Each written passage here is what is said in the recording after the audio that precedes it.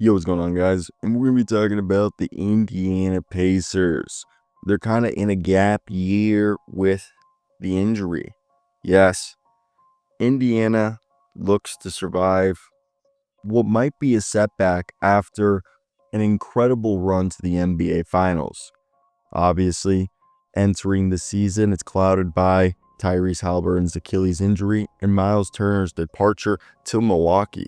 I'd like to hear your predictions and preview for the season down below. Like, comment, and subscribe.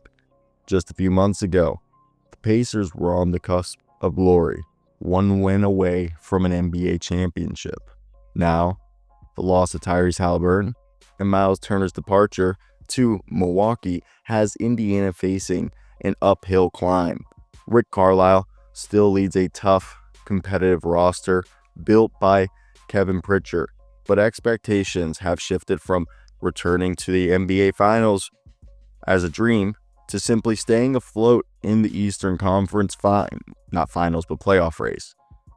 Their moves this offseason: James Wiseman returned on a 2-year deal. Tony Bradley's team option was picked up. And Isaiah Jackson, who both Wiseman and Jackson are coming off of Achilles injuries of their own, are both re-signed. Isaiah got 3 years, 21.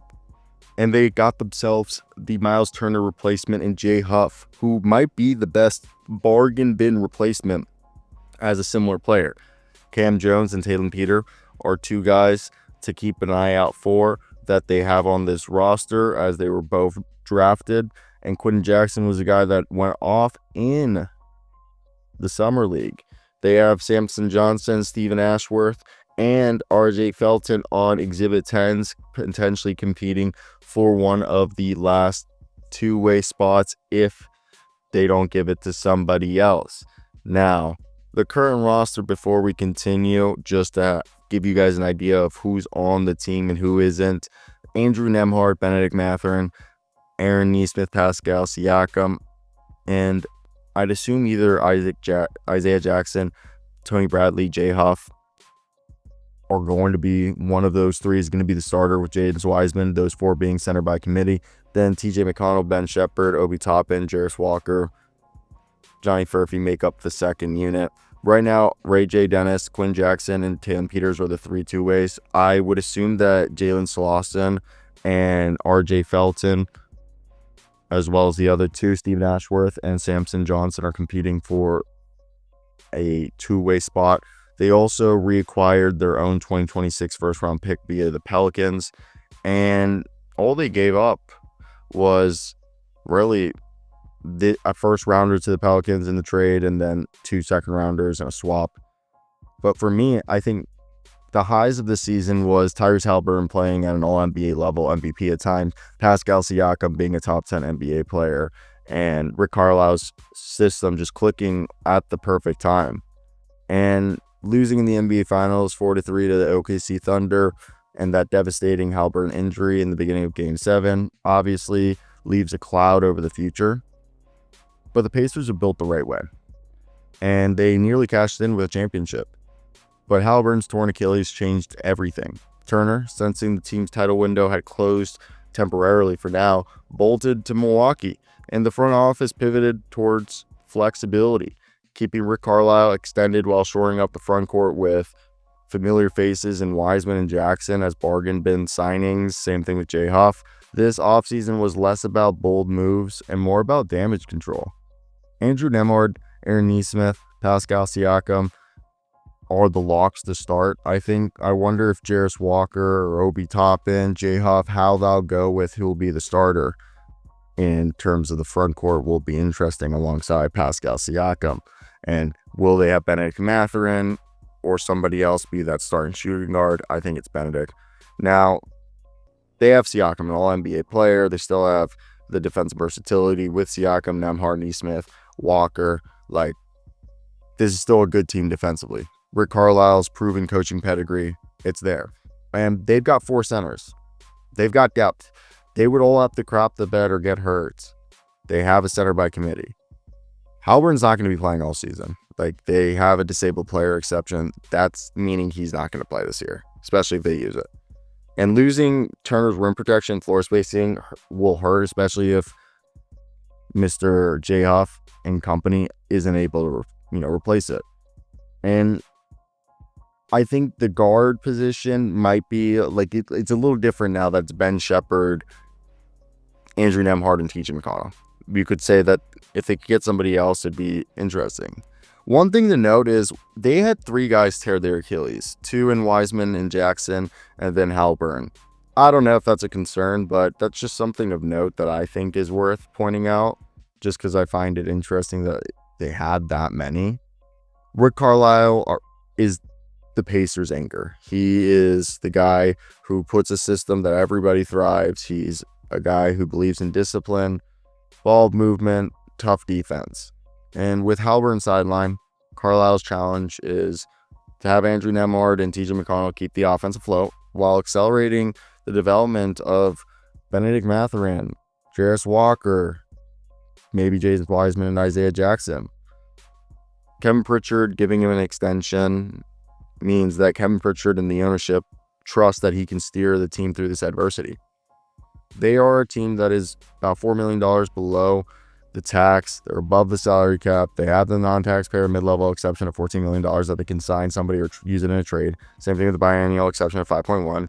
They have trade exceptions of 6.6 million, and then they have the injury exception for Tyrese Haliburton that can only be used to sign somebody. So with Myles Turner gone, a cap sheet lighter, long-term, no apron and penalties, they have room to add complementary talent and a supposedly rich free agent class in 2026 once Haliburton returns healthy.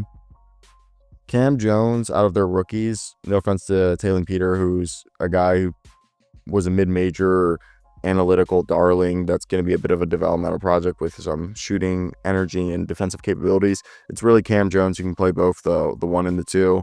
He's a combo guard with point guard like skills. He's got microwave scoring ability from all 3 levels. He's someone who could actually compete for minutes in Haliburton's absence.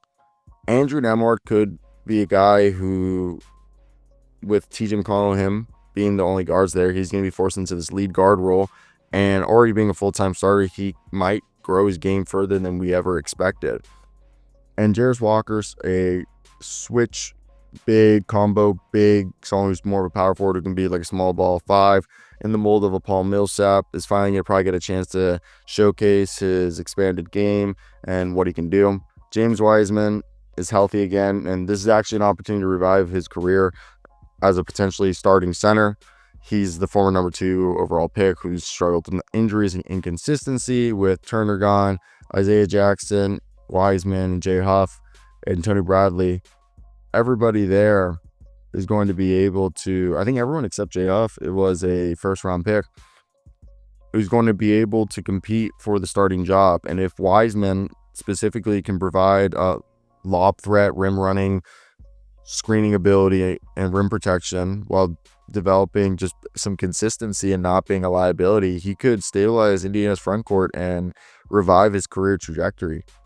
So how far can Indiana go? Realistically, this is a gap year. Without Haliburton and without knowing what the center position is going to look like, they're unlikely to repeat last year's finals run. That's probably the most obvious thing to say right here. Now, developing Nembhard, Walker, Wiseman, Benedict Mathurin, Obi Toppin, Ben Shepherd, while staying competitive, positions them well once Haliburton does return in the 26 to 27 season. So I think the young guys will, Cam Jones, Jarace Walker, Ben Shepherd, all carve out real roles. Will the team stay afloat or will they slide? And if they slide, will Pascal Siakam want to stay, or will he be someone that maybe pushes the envelope and says, I'd like to explore playing somewhere else as I'm getting older? And can Rick Carlisle and Kevin Pritchard keep spirits high and amid lowered expectations? So I think the thing is 2025, it's 26, about staying competitive and shooting for the playoffs, or pivoting towards the lottery and just taking a swing at a loaded draft class. I think best case scenario, they somehow sneak past the play-in if Nembhard, Mathurin, Wiseman, Walker, everybody exceed expectations. Worst case scenario, injuries pile up, they bottom out with like 30 wins max, and they're a lottery team. I think the most likely thing is that they hover around the play-in, and depending on what they look like at the All-Star game, they either go all out or they tank. I think that's the whole thing. So what are your predictions and thoughts if you made it to the end of the video? I'd like to hear your thoughts in the comments. Like and subscribe. Thanks for watching, guys. It means a ton.